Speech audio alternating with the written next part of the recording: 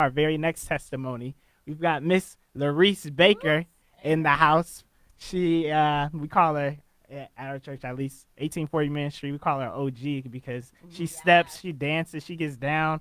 She doesn't set the example, she sets the bar, and she makes all the young ones below her look bad. So we have to ask her in dance and drama if you can tone it down. We may be younger than you, but, we need you to tone it down so that we can look better. So, but thank you so much for being on, Miss Larise. I'm going to let you just go straight into your testimony. All right. Well, thank you so much for inviting me here. It's an honor to just make my boast in the Lord of his goodness and how he brought me through a situation that I never even thought I would find myself in. I never even thought cancer was something that I would have to deal with. But in November 2010, I was diagnosed with stage 3 breast cancer. And, God is so good because I can remember sitting in the doctor's office and him telling me, and no fear. It was like, okay, when I left there, I was like, okay, God, I don't know how you're going to do it, but I know you're going to do it.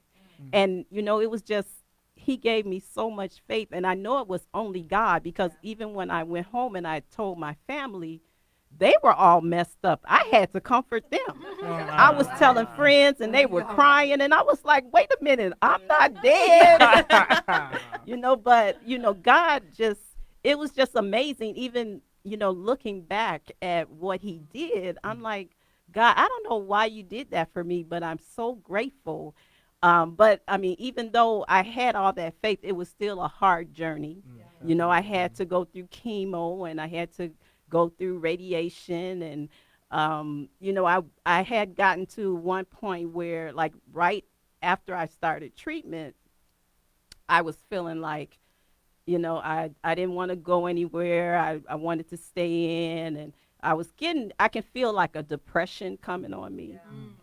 But I thank God it was like one Saturday, and this was a while ago, the youth at the church was going up Cow's Mountain. And when Hannibal was talking about the mountain, it reminded me of that. And I said, I'm going to go.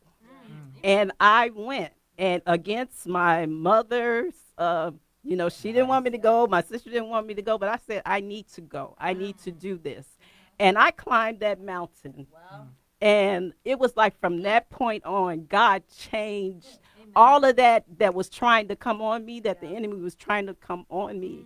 He lifted it. And it was like from that on, I went into that cancer, that my treatment, and I did it. It was a lot of things that people dealt with that I knew that had cancer. They had to deal with the different side effects and things like that. I didn't have to deal with it because it was my mindset. I know God changed my mind, and I made it through. I had to do treatment for 2 years. But I thank God that today I am cancer free. Over 7 years. And it's not because I've done anything. It's just God's grace and his mercy. I have friends that I have lost to cancer. And I just ask God, why am I still here? But I know that I'm here for this purpose, to be able to share my testimony to people that need this right now, that are going through cancer, because cancer, it is a killer, but God is a healer. He will bring you through anything. You just have to trust him. And I'm so grateful. Every time I just think about what he did, and it's so crazy because sometimes I forget that I went through cancer. I mean, that's just how good God is. And then I'll hear something that remand me, and I'm like, oh yeah. Oh, yeah. Thank you, Lord.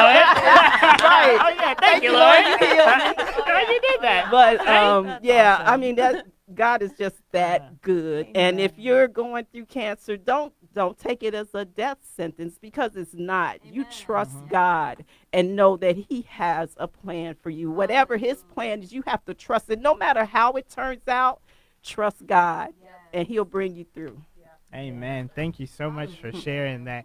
I love how you even talked about how when you were up the mountain, there was a mind change. And from that point forward on, your mind was changed. I'm reminded of scripture, Romans 12:2, where it talks about don't be conformed to the pattern of this world, what everybody else is doing, but be transformed by the renewing of your mind. Then you will be able to test and approve what's God's will, His good, pleasing, and perfect will. And with that mind change, it makes such a difference.